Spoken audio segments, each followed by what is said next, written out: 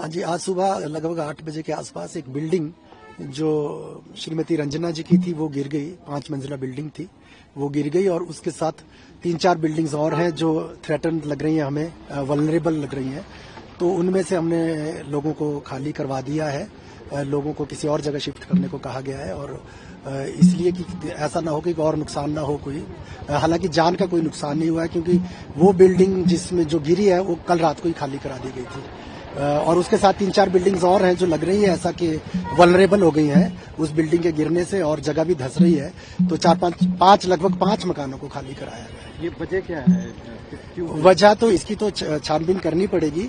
Apparently ये भी कहा जा रहा है कि नीचे 4 लेनी का काम हो रहा था तो शायद उसकी वजह से स्ट्रेटा लूज हुआ है, लेकिन ऐसा अभी निश्चित रूप से पिन पॉइंट अभी हम नहीं कर सकते।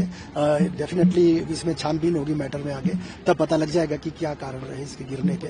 अपेरेंटली लोगों का सभी का यही कहना है कि यहाँ नीचे 4 लेनी का काम हो रहा था और हैवी मशीनरी यूज हो रही थी, तो ये इन लोगों का कहना है। बाकी तो क्योंकि ये टेक्निकली देखना पड़ेगा इस इश्यू को। ये कहा जा रहा था कि बार बार प्रशासन को जो है वो बताया जा रहा था कि इस तरह से बेतरतीब निर्माण यहाँ पर किया जा रहा है, बावजूद इसके कोई एक्शन नहीं लिया जा रहा और उनकी तरफ से अब ये डिमांड की जा रही है इस पर सख्त एक्शन जो है वो होना चाहिए। इन पर सख्त एक्शन जो नियमानुसार है वो होता रहा है और अभी होगा और इनको हम जहां जहां भी हमको कंप्लेंट्स मिलती है उस इशू को एड्रेस किया जाता है। यहाँ पे भी इनको कहा गया था और यहाँ पे इन्होंने शायद कुछ काम किया भी था इसको स्टेबलाइज करने के लिए, टेक्निकली कोई काम किया था बट वो शायद कारगर सिद्ध नहीं हुआ ऐसा लगता है। बाकी तो अभी इसकी अगर कोई टेक्निकल जांच हो, इसकी कोई छानबीन होगी कि इसको कोई सिविल इंजीनियर्स बता पाएंगे कि अल्टीमेटली क्या ये रीजन रहा होगा इसके गिर जाने का।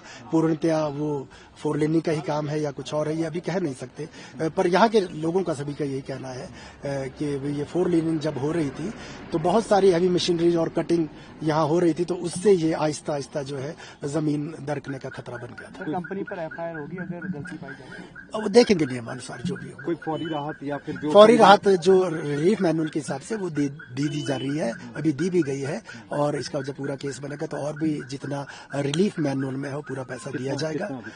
अभी तो आज इनको हमने मौके पे 50,000 दिया जिनका मकान गिर गया है और भी इसका पूरा केस बनेगा तो जितना उसमें मैक्सिमम रिलीफ मैनुअल के हिसाब से जो राहत राशि दी जा सकती वो दी जाएगी।